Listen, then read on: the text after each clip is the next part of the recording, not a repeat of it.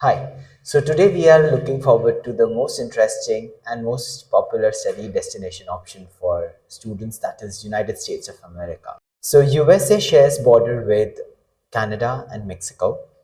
USA's capital is Washington DC. So the most populous cities are New York, Los Angeles, Chicago, San Francisco, Boston, Denver, Phoenix. So why people do prefer to study in USA is because of their academic excellence. There are a couple of universities which are into research based, and it has the most PhD offering universities in the globe. It has the most flexible course study option. That means that even in bachelor's or master's degree, you can actually choose your own course and on your own curriculum, depending upon your interest, your passion, and what do you want to enter as in career or industry. Number four, it has the amazing scholarship opportunity given by the universities, by the government, in the form of grants, prizes, fellowships, scholarships, and at time you can also ask for non-mortgage government education loan where you just need a co-signer. So in this way USA becomes little more flexible and is more student centric. If your program comes under STEM designation, STEM stands for S for science, T for technology, E for engineering, M for mathematics. And if your university is STEM designated and your course is STEM designated accredited university, you can get your work permits easily. That means that post your education, you will be able to work in that country for say next 2 years. But if your program and the university is not STEM designated, you will just have 3 to 4 months of time where you need to find yourself a job and get yourself a work sponsor certificate. The internships given in USA is humongous, where students can go with F1 visa and it can get converted with or 2J1 visa. Amongst this, there's one more interesting factor that even if you're married, you can take your spouse alongside once the main applicant or the candidate's visa gets sanctioned on F2 or J2 visa if it is internship. Job opportunities are at the peak if you talk about anything related to computers, engineering, or science field. It is booming. USA has one of the most interesting statistics for having and recruiting most international students from across the globe. It is just because of the education system and the teaching pattern what USA offers as a country. So students from different background and different diversity join the cohort, and I feel that the education there has a lot of values inculcated in their program, which makes the degree more meaningful and most accolated. Let's see the workflow, how the entire process takes place. So initially there's a counseling which takes place between the counselor and the client. Once the client is in for it, they plan to prepare for trainings such as GRE or GMAT if they are looking out for graduate degree, SAT or ACT if they are going for undergraduate degree. We need to also see that if you're from a non-English native speaking background, you are supposing to also be giving IELTS, TOEFL or PTE. So you prepare for these examinations. Then there is the shortlisting of the university, where you also see and look forward to the university and what university has to offer. Then you meet the eligibility criteria, then you apply. Once you apply, you directly have your documentations ready with your fundings and funds for which the university asks for before releasing I-20. An I-20 is a document which is mandatory before you apply for the visas, and upon submitting these documents you get accepted. Once you get accepted, you send your financial documents to release your I-20, and upon I-20 you start or we start with your visa application process and visa interviews. Please make sure if you already hold a US visa, you can get a interview waiver, but if you don't have US visa earlier, you need to have a fresh visa for which interview and the biometrics are mandatory. Let's see the education system in US. So in US, there's a 13-year education system where students do complete their high school, which is year 12. And on year 13 to 16, you actually, in the 4 years course, you study your bachelor's program.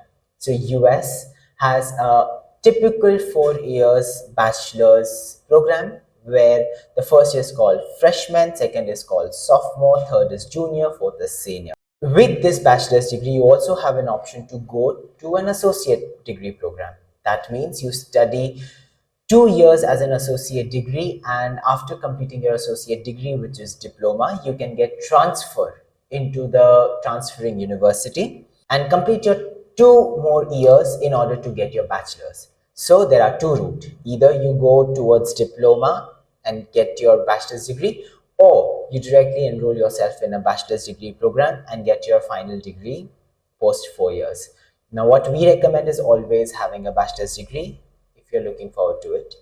Please note that if a student is going for law or say medicine, there is called as pre-law or pre-medicine colleges where you need to get enrolled and you need to study for it before you enroll towards your main university program. After that, you have either you go for master's degree program, which is for 1 or 2 years, or as I mentioned about the pre-medicine or law.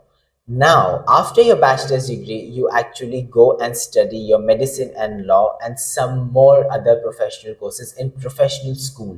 Okay, there you almost, for professional degrees, you almost give 1 to 6 years as your specialization. But in your master's degree program, within 1 to 2 years, you get your master's degree done. Upon master's degree, you can either go for doctoral program like Masters of Research or philosophy or PhDs. And if you want to take it to one step ahead, you can go for PhD advanced or professional degree thereafter. Types of degree in US. So US typically has 4 different domains of giving degrees. The first is associate degrees, which we were just talking about. Now this degree is typically is of 2 years, where community colleges, please note that community colleges are the one who actually gives you the degree before you enroll forward to bachelor's degree program. Make sure that you can choose your course depending upon what type of industry or career you want to go in for. Number one. Number two, why people choose to study associate degrees, because if they are really confused that whether they should go for engineering or commerce or maybe say arts or humanities, what they should study, for that reason they generally do 2 years as associate degree program so that in bachelor's they can select the right course option. The second type of degree is the bachelor's degree. So bachelor's degree you get directly from a university, so no community college comes in picture, and typically these are for 4 years, which gives you straight bachelor's of arts or bachelor's of science as a degree option. Apart from this, there is no other bachelor's degree what you get. Please note that if you want to study commerce or business, that will either come in BSc or BA depending upon your course or the course option you opt for. Just to give you example with, if you go for say marketing or say business analytics, that will come in BSc. But if you want to go for human resource management, maybe that will come in bachelor's of arts. Then comes this master degree. So master's degree are typically for 2 years, which have MBA, MA, MSc, Masters of Engineering, and then there are a couple of LLM university options available. Please note that there are a couple of universities with Masters in Management, which is MIM, Masters of Engineering, and LLM programs, which do come in for 1 year to 1.5 years at max. Please note that USA requires you to hold a bachelor's degree in order to apply directly for master's degree. If not, you can go and study your post-graduation diploma in one of the community colleges. And post-master's degree, it is PhD program. PhD is basically a doctorate of philosophy, where you have a stipulated time duration of 3 to 5 years, where you study. It is a prerequisite for you as a student to give GMAT or the GRE, and IELTS, TOEFL or PTE as a part of admission process. Time schedule for US. You can take a moment, pause the video and look forward to how a fall intake, which is a September intake, coaching to fly to US calendar is being demonstrated. In the same manner, this is how a spring intake, which is a January intake, looks like. So when the coaching is to be started and when the student fly to US is being mentioned. Talking about the entry requirements for master's degree program. If you're looking forward to study master's degree, you need to have a 12 plus 4, that is equals to 16 years of education, where you can have degrees from Bachelor's of Engineering, Bachelor's of Science, Bachelor's of Arts, or Bachelor's of Business Administration, or Bachelor's of Physiotherapy or Pharmacy, or any bachelor's degree which is of 4 years is duly accepted within the all universities across US. Please note that the entry requirement can be as low as 50% and as high as 58% in order to crack the university. You need to also have GMAT or the GRE. Okay, we'll talk about the waivers later, but to most of the university, GMAT GRE is also required. TOEFL, IELTS, if you're belonging from non-English speaking background or country, you require to give either one of the examination. You need to also note that USA is more into resume-oriented selection process. That means your entire profile or your extracurricular activities is considered before they give you or grant you admission. Specifically, say non-profit organization, or if you have worked with community, if you have some additional learnings or courses that you had or maybe have taken by any university. So at this period of time, I would want consider to give them an open vision that how well you can make your profile. So maybe working in an NCC or in army is also naval is also considered as one of the option where multiple countries do give students an opportunity to work. So make sure that the entire profile is highlighted in the best manner in order to secure admissions. Apart from that, you require SOPs, that is statement of purpose, LORs, extracurricular activity certificates, and standardized testing exam results, that is your GMAT or the GRE or the IELTS or TOEFL. Exceptions are this, that if you have an education of 15 years, there are a couple of universities that do accept students for direct master's degree program, but you need to make sure that the university's accreditation or the ranking is in the top tier level of your country. Like in India, it should be NAAC, A accredited university. So only under these circumstances, the universities of USA do consider students with just 3 years of bachelor's degree program. You need to also make sure that students without GMAT or the GRE can also apply. You need to specify this when you send us the application, so we come to know that how we should be assessing the application. Same way, if the student has a lesser IELTS or TOEFL programs, students do have an option to take a pathway or a secondary English language courses option at the university itself, where they study English for a couple of months before they start their bachelor's degree program. There are a couple of high-ranked universities which do accept 3 years bachelor's degree. Example is like Oregon State University, Suffolk University, NJIT, New Haven, and many more.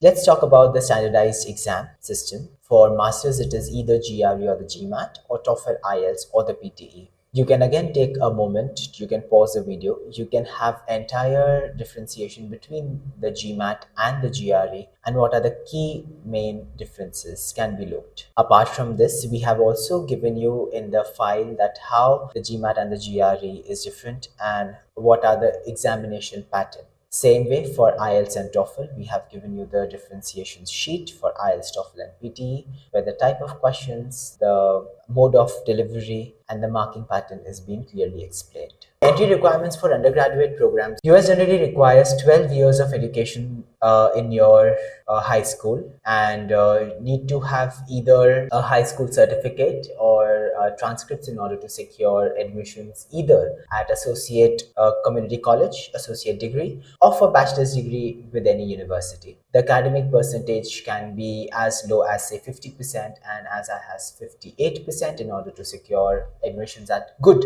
reputed universities. Acceptable scores for TOEFL or IELTS is either 71 or 71 to 80 or 6.0 in order to secure admissions. You need to make sure that if you're from an English speaking background nation, you don't require to give and appear for IELTS or TOEFL. But however, either country, whether speaking English or non-English speaking, will need to give SAT or ACT in order to secure admissions in good reputed university. Entry requirement for undergraduate program, you need to also make sure that it's not mandatory for students to give SAT or ACT. They can get a SAT or ACT waiver, or there are a couple of universities after COVID which have actually stopped taking SAT and ACT in order to evaluate your profile and give admissions.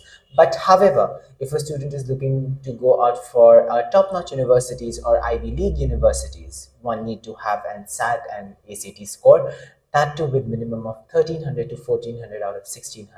With this, even transferring from one university to another university is quite common in United States. So just for an example, you can do a year or a semester at one university and you can take a transfer to another university. So we as a counselor has a duty that at first go we should be in the capacity to determine that where the student is going, so that the student is not rushing or is in trouble to transfer from one university to another. But please make sure that if we have such clients, we can definitely enroll them. And even if our client goes to an associate degree program and goes to a community college, we need to do a transfer credits in order to get a bachelor's degree for them. So at this period of time, it is our duty to understand and see that if transferring is required or not.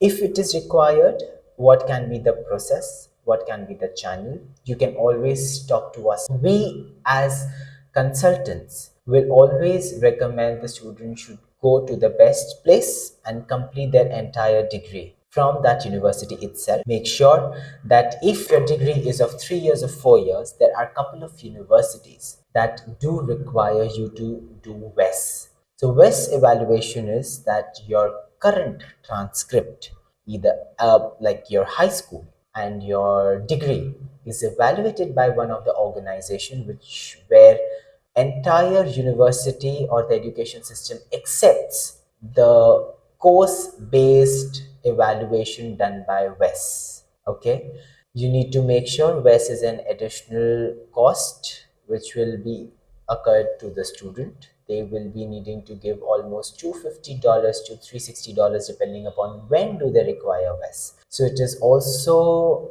our duty, you as recruiting people and we as consultants together should also be having a complete information that whether the university requires WES or not.